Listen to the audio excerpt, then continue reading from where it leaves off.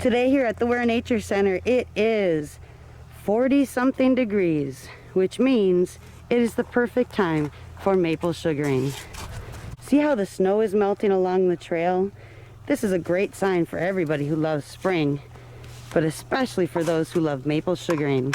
How do we know that it's time to start maple sugaring? Well, it's not just about the calendar, it's about the signs that nature gives us. In late February and early March, here in Milwaukee County, that means maple sugar time. When the days are getting longer and the nights are getting shorter, that spells sweet sap for the maple trees of our forest. During this time, sap starts to rise up from the roots, in all trees as a matter of fact, but the sap is sweetest in the sugar maple tree. So how do we know that we found a maple tree that is good to tap? This is an important question for every maple sugarer to know. Well, in fact, all maple trees can be tapped for syrup, but the sweetest of the bunch is the sugar maple, the state tree of Wisconsin.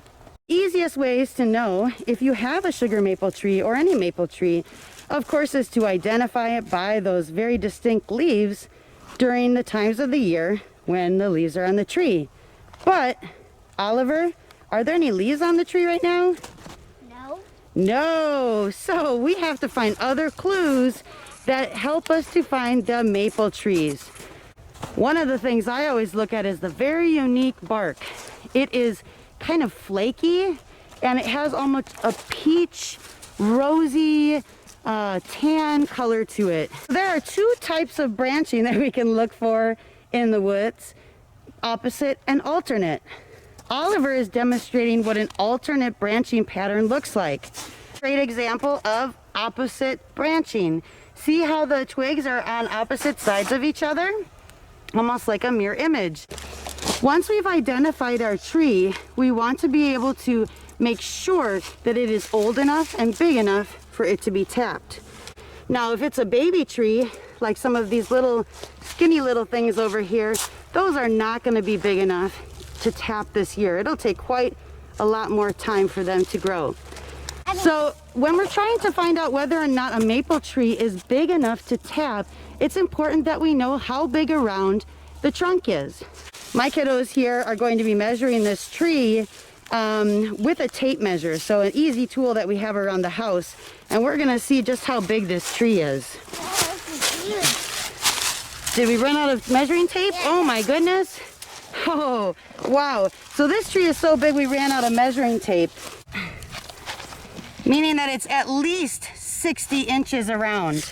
Now, we know that this is going to be big enough because we would take 60 or more, in this case, let's say 90 inches around, divide it by 3, and we would get 30. This tree is big enough to put 2 taps in. This tree is a couple hundred years old, in fact, so that's not really too much of a surprise. But for most of us at home, you're going to have trees that are smaller than this, and they have to be 12 to 19 inches in diameter. And if it's 20 or more inches in diameter, then you can have 2 taps. Otherwise, it's just 1. The sapwood here is the layer in which the sap travels, that lighter colored part just under the bark. In a big tree that's big enough to tap, you won't be able to drill into the sapwood without harming the tree.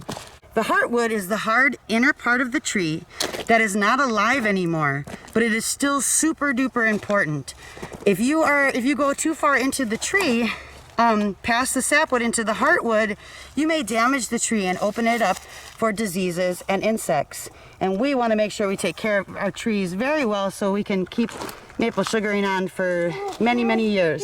Our proper tree, our maple tree, and we know it's big enough, and we found the diameter, and we know that we can put 2 taps in the tree. We already have 1 in here. Stop. It's already dripping, and we're putting in a second one. So we just started our hole. We need to go in a little bit further so that we have an inch and a half deep hole. But you can already see, I wanted to show you that, the first sap drips coming out of this hole. This tree will continue to run or drip sap for several more weeks, and help us to build up our sap supply, which will boil down and turn into syrup. You call a spile. Kind of looks like a little spigot, a little spout. This spile, made of metal, goes into the tree. And you can see Oliver's just kind of placing it in there so we know where it's going to go.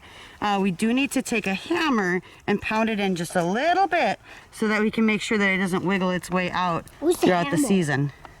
We have the tap drilled into the tree and pounded into the tree.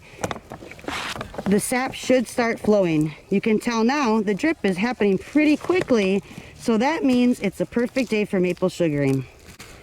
If I back up a little bit here, you can actually see that spigot, that spile, is dripping into the bag, filling it with delicious goodness.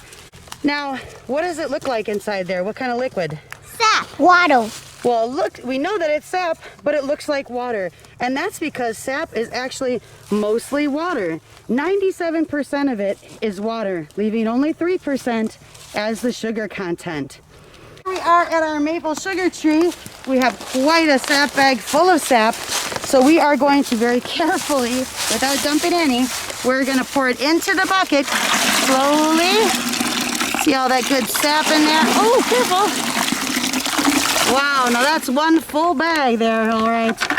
I'm a naturalist here at the Ware Nature Center in Franklin, Wisconsin, and I have my two kiddos here today helping me do this very important job of collecting sap. Now this sap may look like water, but it is gold to us because all of this sap is going to boil down to make syrup. Delicious, delicious syrup.